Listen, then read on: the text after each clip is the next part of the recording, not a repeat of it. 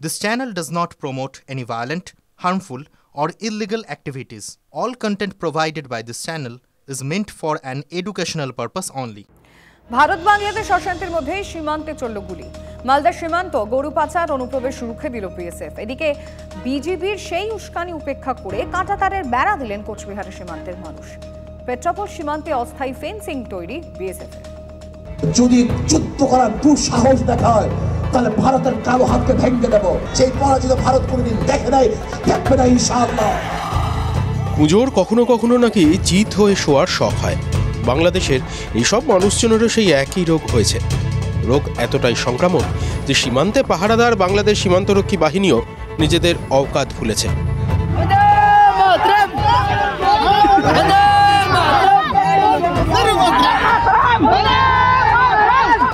মালদার বৈষ্ণবনগরে খোলা সীমান্তে কাঁটাতার বসাতে গিয়েছিল বিএসএফ, বাধা দিয়েছিল বিজিবি। বাংলাদেশের বাহিনী পায়ে পা লাগিয়ে কেন ঝগড়া করছে? অরক্ষিত সীমান্তে পাহারা বসলে তাদের এত গায়ের জ্বালা কেন? অনুপ্রবেশ চোরাচালান বন্ধ হবে বলে? মালদার খুঁটাদাহ সীমান্তে চোরাচালানের চেষ্টা হচ্ছিল।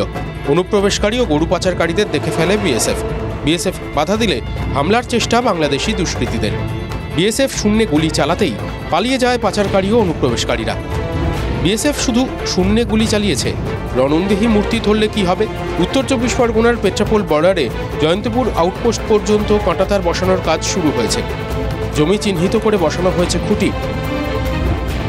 সব জায়গায় বিএসএফকেও লাগছে না। বাংলাদেশের সীমান্ত পাহারাদারদের ফুঁ দিয়ে উড়িয়ে দিচ্ছেন সাধারণ ভারতীয়রাই।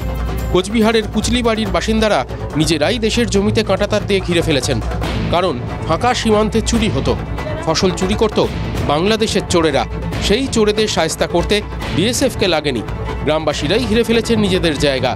ভারতীয়দের জেদের সামনে পিছু হটেছে বিজিবি। এরপর কি করবে ইউনূসের বাংলাদেশ? ভারতের সেনা তো পরের কথা, বিএসএফ এগোলেও পালানোর জায়গা পাবে তো?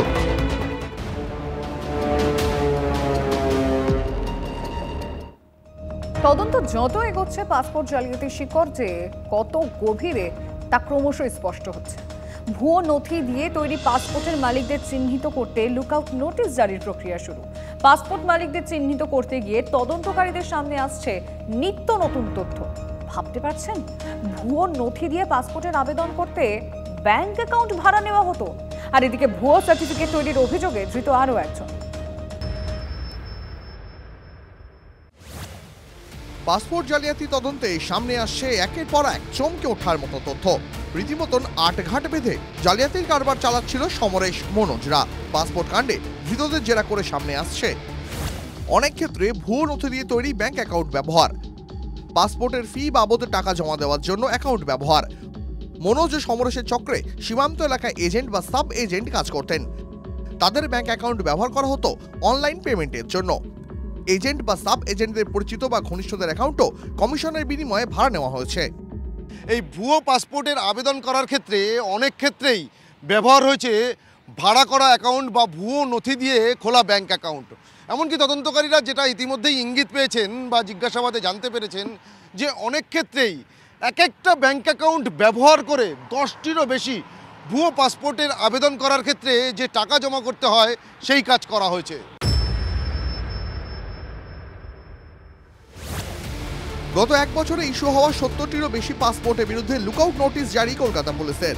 ভুয়ো নথি দিয়ে তৈরি পাসপোর্ট মালিকদের চিহ্নিত করতে বড় পদক্ষেপ কলকাতা পুলিশের গোয়েন্দা বিভাগের। পাসপোর্টগুলি কলকাতা পুলিশের এলাকার ঠিকানায় তৈরি। তদন্তকারীদের সন্দেহ এই পাসপোর্টগুলি ভুয়ো নথি দিয়ে তৈরি হয়েছে। লুকআউট নোটিশ জারি করলে সতর্ক থাকবে বিভিন্ন বিমান ও স্থলবন্দর। ওই পাসপোর্ট ব্যবহার করে কেউ ভ্রমণ করার চেষ্টা করলে পাকড়াও করা যাবে পাসপোর্টের মালিককে। অভিবাসন দপ্তরের কাছ থেকে জানতে চাওয়া হচ্ছে ওই নির্দিষ্ট পাসপোর্টগুলি দিয়ে কোথায় কোথায় ভ্রমণ করা হয়েছে। সেখান থেকে পাসপোর্ট মালিকদের পরিচয় বা অবস্থান জানা সহজ হবে যারা দেশের বাইরে গেছেন। পাশাপাশি আঞ্চলিক পাসপোর্ট অফিসের কাছে পাসপোর্ট বানানোর সময় যে পেমেন্ট হয়েছে অনলাইনে সেই তথ্য বিশ্লেষণ করে অ্যাকাউন্ট নম্বরের মাধ্যমে পাসপোর্টের আবেদনকারীকে চিহ্নিত করার চেষ্টা করছেন গোয়েন্দারা। তাদের দাবি, ভুয়ো পাসপোর্টের মালিকদের পাকড়াও করতে পারলেই জানা যাবে কাকে টাকা দিয়ে কার মাধ্যমে তারা পাসপোর্ট পেয়েছিলেন। তাহলে চক্রের বাকি সদস্যদের চিহ্নিত করাও সহজ হবে। সাব ইন্সপেক্টরের সাথে এখন আবার দেখছি 12 থেকে 25 লক্ষ টাকার মধ্যে নাকি দেন পায়, তাহলে তাদের সাসপেন্ড হবে। যারা এগুলো করছে তাদেরকে তো আজকে পানিশমেন্ট দেওয়া যাচ্ছে না, যার জন্য এত সাহস যে আমি এভিডেন্স রাখছি তা সত্ত্বেও এরা করে চলেছে। ধূপকাঠি ব্যবহারের আড়ালে জালিয়াতির ব্যবসা। বৃহস্পতিবার চন্দননগর পুলিশ কমিশনারেটের ভদ্রেশ্বর থানার পুলিশ পাসপোর্ট জালিয়াতি কাণ্ডে 3 জনকে গ্রেফতার করে। মোহন সাউ, মোহাম্মদ ইমরান ও বিশ্বজিৎ ঘোষ। মোহন সাউ বৈদ্যবাটি পুরসভার 18 নম্বর ওয়ার্ডের সীতারাম বাগানের বাসিন্দা। পরিবার সূত্রে খবর, মোহন ধূপকাঠি ব্যবসার সঙ্গে যুক্ত রয়েছেন, তবে কদিন ধরেই তিনি বাড়ি ছিলেন না। পুলিশ বাড়িতে এসে খবর দিল যে আমরা ওনাকে অ্যারেস্ট করেছি। কি কারণ না কারণ সেটা কিছুই কিন্তু খোলাখুলিভাবে কিছু বলেনি।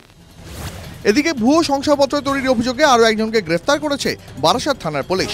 বারাসাত থানার পুলিশের জালে অশোকনগরের বাসিন্দা দিবাকর বিশ্বাস। ভুয়ো পাসপোর্ট কাণ্ডে ধৃত সমীর ও তার সঙ্গীদের জিজ্ঞাসাবাদ করে দিবাকরের নাম জানতে পারে পুলিশ। রহড়া থানা এলাকা থেকে তাকে গ্রেপ্তার করা হয়। রাজ্যের বিভিন্ন প্রান্তে বিশেষ করে বাংলাদেশের থেকে আসা নাগরিকদের জাল ভোটার কার্ড, জাল সংশয়পত্র, জাল আধার কার্ড এগুলো তৈরি করে তাদের পাসপোর্ট করে দিত এবং সেই পাসপোর্ট নিয়ে অস্ট্রেলিয়া বা রাজ্যের বাইরে দেশের বিভিন্ন প্রান্তে বাংলাদেশি নাগরিকরা ভারতীয় পাসপোর্ট ব্যবহার করে কাজে চলে যেত।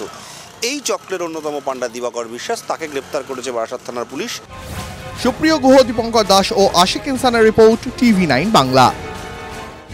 UEM Jaipur is a perfect target for prospective students aspiring for good jobs, good education with future-ready skills. 6 মাস ধরে ফ্রিজে প্রেমিকার দেহ। দিল্লির পর এবার মধ্যপ্রদেশ, ফের হাড় হিম করা হত্যাকাণ্ড। লিভ ইন পার্টনারকে খুনের পর বেডশিটে মুড়ে ফ্রিজে রাখল প্রেমিক। গ্রেফতার অভিযুক্ত সঞ্জয় পাটিদার। প্রেমিকার দেহ খুনের পর ফ্রিজে ঢুকিয়ে ঘর বন্ধ করে চলে যায় সঞ্জয়। বাড়ির মালিক ঘর খালি করতে বলার পরও সময় পিছোতে থাকে সঞ্জয়। অবশেষে দরজা ভেঙে দেখা যায় বন্ধ ঘরে চলছে ফ্রিজ। ফ্রিজ খুলতেই উদ্ধার হয় প্রতিভা প্রজাপতির দেহ। প্রতিভার সঙ্গে 5 বছর লিভিং করেছিল 2 সন্তানের বাবা সঞ্জয়। প্রতিভা বিয়ের জন্য চাপ দেওয়ায় খুন, জেরায় জানিয়েছে সঞ্জয়, এমনটাই দাবি পুলিশের। প্রকাশ্য রাস্তায় গুলি করে খুন পাঞ্জাবের আপ বিধায়ক। গতকাল রাত 12টায় রাস্তায় খুল্লা গুলি। খুন পাঞ্জাবের আপ বিধায়ক গুরপ্রীত বসি গোঘি। লুধিয়ানা পশ্চিমের বিধায়ক গোঘির শরীরে মিলেছে গুলির চিহ্ন। কাজ সেরে রাতে ঘুমার বান্ডিতে নিজের বাড়িতে ফিরছিলেন গুরপ্রীত। বিধায়কের স্ত্রী জানান যে তারা বাইরে গুলির শব্দ শুনতে পান, আর সঙ্গে সঙ্গে বাইরে বেরিয়ে এসে দেখেন রক্তাক্ত অবস্থায় রাস্তায় লুটিয়ে আছেন আপ বিধায়ক। সঙ্গে সঙ্গে তাকে নিয়ে যাওয়া হয় স্থানীয় DMC হাসপাতালে। সেখানে তাকে মৃত ঘোষণা করা হয়। কে বা কারা খুন করলো, খুনের মোটিভ কি, এখনো ধোঁয়াশায় পুলিশ।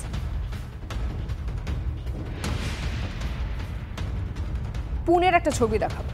পুনেতে অফিসের পার্কিং লটে এক তরুণীকে কুপিয়ে খুন করলো তার সহকর্মী। অভিযুক্ত গ্রেফতার হয়েছে, কিন্তু প্রশ্নটা কোথায় জানেন? ধারালো অস্ত্র দিয়ে যখন তরুণীকে ওই যুবক কোপাচ্ছিল তখন দর্শকের ভূমিকায় ছিলেন অনেকে, যারা এক মুহূর্তের জন্য এগিয়ে এলেন না। হাঁটু গেড়ে মাটিতে বসে প্রাণ ভিক্ষা চাইছেন এক তরুণী। তার চারপাশে ধারালো অস্ত্র হাতে ভাবলেশহীনভাবে ঘুরছেন এক যুবক। আশেপাশে বহু মানুষ দাঁড়িয়ে, তাদের মধ্যে কেউ কেউ ভিডিও করছেন, কিন্তু কেউ এগিয়ে এলেন না। ধারালো অস্ত্রের কোপে ক্ষতবিক্ষত হলেন তরুণী, শেষে হাসপাতালে মৃত্যু।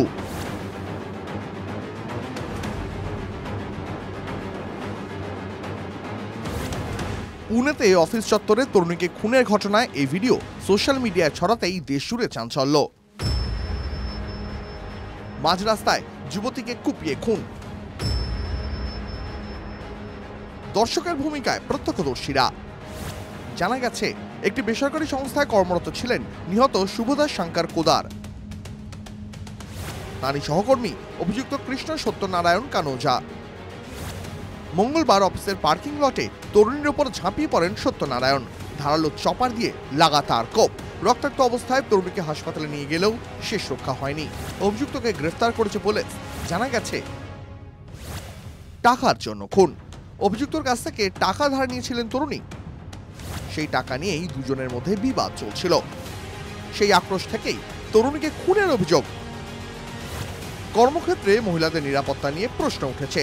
মহারাষ্ট্র পুলিশের ডিজিকে চিঠি দিয়েছে জাতীয় মহিলা কমিশন। কিন্তু আরও বড় প্রশ্ন উঠেছে মনুষ্যত্ব নিয়ে। মনুষ্যত্ব কই? রক্তাক্ত যুবতী চিৎকার করছিলেন, বাঁচানোর আর্জি জানাচ্ছিলেন। খুনের সময় আশেপাশে ঘটনাস্থলে ছিলেন অন্তত 20 জন। তারা ঘটনার মুহূর্ত ক্যামেরাবন্দি করলেন, অথচ কেউ কেন তরুণকে বাঁচাতে এগিয়ে এলেন না? অনেকেরই আক্ষেপ, একজনও যদি এগিয়ে আসতেন তাহলে হয়তো একটি প্রাণ বাঁচত। TV9 বাংলা।